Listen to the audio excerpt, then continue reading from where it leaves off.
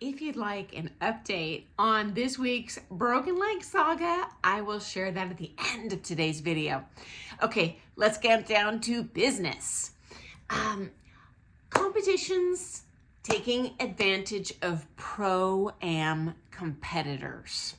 So I'm sure I'm going to make a lot of enemies today, but it's something I have personally witnessed over many decades in this industry. Now, I do recognize there are legitimate, justified reasons you pay a lot to enter competitions, okay? And I have shared that in a previous video, okay? So I understand that. But I do feel the pro-am competitors especially get the shaft. So number one, how does this manifest itself? Higher entry fees for the competition. Okay, so whether you're a pro, an amateur, or pro-am, you do have to pay that admission fee to get into the ballroom. And even when I was doing open pro, and I'd be invited to like the VIP pro event after the comp, whatever, I still had to pay my admission fee to that ballroom. But the individual events, you pay more. How does this manifest itself? Well, for starters, the pro events and the amateur events are always multi-dance events, meaning I pay one entry fee and I get to do at championship level as an amateur or pro 5 dances. Although you do get to enter a multi-dance event for scholarship pro-am events, reality check. Unless it's a scholarship event, the vast majority of these events are just heat after heat after heat. So individual entries where if I want to do 5 dances, I got to enter 5 separate times and pay 5 additional entry fees. These group flights, I didn't invent the rule. If you have some insight into why they do this, other than just wanting more money, let me know. Okay, next up. The pro-am divisions have less competitors.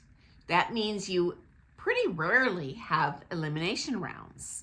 So say if you're doing like pre-champ Latin, for example, at a big comp, there's going to be multiple elimination rounds. So not only do I get, in that case, you would do 4 dances, but you would do a first round, a second round, a third, final round, probably, and then you get to do 4 dances in each of those rounds. So for now, for that 1 entry fee they paid, they got to be on that floor 12 dances. And I do love that. It's just the price breakdown, for those individual dances, it adds up real quick. To make matters worse, because they divide the pro-am into so many age and skill divisions, you are often like the only couple on the floor. You are uncontested, and if you wanted to do 12 dances, you would have to enter 12 times. There's not an option unless you're doing, kind of those higher level scholarship events. But, reality check, that's not where most people are in their dance career, in their dance sport career. Okay, now number 3, in case you missed the comment in that previous video I shared last week, here's what our friend says, because I was complaining about kind of the time cutoff in pro-am. So in the amateur events, the rules require, and they always stick to this, that DJ play, for example, in a waltz, at least 90 seconds of music. And honest to goodness, guys, I've seen pro-am comps, they will cut them off at the pass. The shortest I've seen, and this was years ago, was probably like 45-second heats. So now they're paying more to dance half the time. And then they got to enter all those other heats and pay for them. Like, it just adds just hurdle after hurdle after hurdle. So I'll say, cost per minute of experience on that comp floor is exponentially higher than those amateur couples and pro couples. Mom, I don't like it. I don't have a magic pill. I'm just stating, I guess, what I've seen. And I don't know. I don't even know what to say. So, okay, here's what that comment said. The nightclub, so they were mentioning the quote unquote nightclub dances. Apparently the NDCA has changed the rules, and now they have minimum time requirements. And I love that. So these are, I will say, the non-traditional dances that you might see in a ballroom comp, like salsa, bachata, nightclub two-step. And that's wonderful. But it begs the question, why these dances and not the ballroom and Latin dances that most of us are there competing in? My cynical, dark theory is that they did this just to throw a bone to the primes and say, oh, look, we have some events that are full length. And it's just a tiny fraction of those total events that the prime competitors are dancing in. Don't get me wrong. I love that they have these alternative styles. The more people have time to be on that floor to try what they're learning in class, in that pressure experience, just being exposed to the judges, this is a great learning experience. It would just be, in my opinion, preferable if they would give everyone that fair shake of a 60-second Viennese, of an 80-second tango, etc. I just think that would be fair in my mind. So they shortened the music. Why did they change those rules? My guess is they are not changing it in the ballroom and Latin. Not only, if it's not to get more money, it's so they can stuff more entries into that comp schedule so they can make more money. Because obviously they get paid per entry. Again, please don't show shade at me. I'm just sharing my opinion, but it is what I think's going on. I'm just being honest. The only justification I can think of for those shorter comp rounds is in the very mature age categories, because my very first prom student, danced with him for years and years and years. I love dancing with him, but by the time I lost him, he unfortunately passed away. He was in his 90s. And you know what? Realistically, 70-second quick step, that's probably not going to be realistic. But that's different. I do think, that you can at some point say, okay, let's let them do all the dances they want to do and maybe have a little bit shorter heats. But you know what? Doing that in adult B, I don't see it. Those people are real fit and they're in fighting shape, Okay.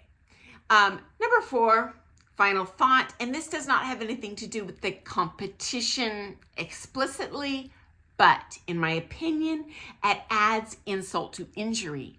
And that is that the pro-ams have to pay the pro to dance with them in the comp, okay? Whereas, my pro partner, when I had an amateur partner, we didn't pay each other to be there. We showed up for free. We split the cost of the hotel room. Doesn't matter if you're dating or not. You're just going to save money. Shoot, we'll get 2 queen beds. Heck yeah. You can't do that with pro-am. And to boot, when you are dancing open pro, when you're dancing as an amateur, we get to split the cost of all those privates, okay?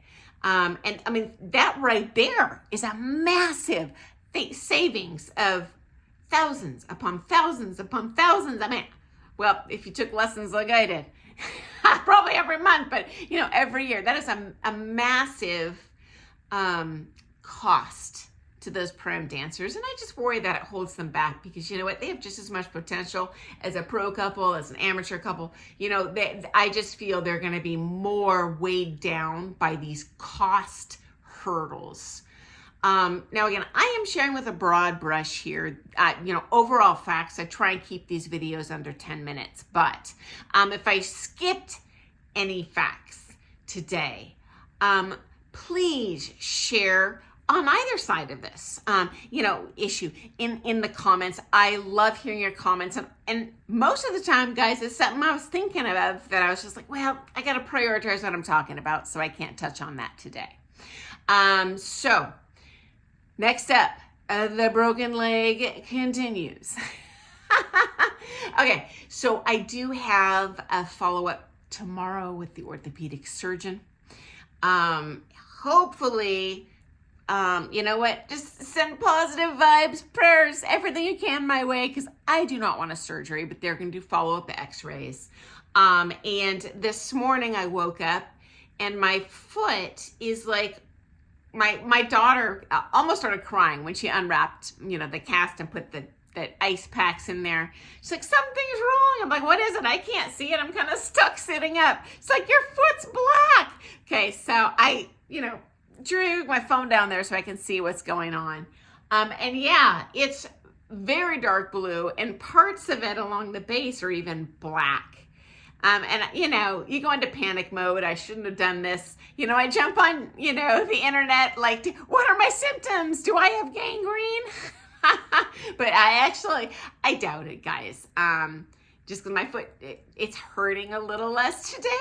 I think what happened with that break is that all that blood that, you know, inevitably went in there when that pupper, you know, broke in half, it has just kind of sunk into my foot. And it's fat in all sides and blue.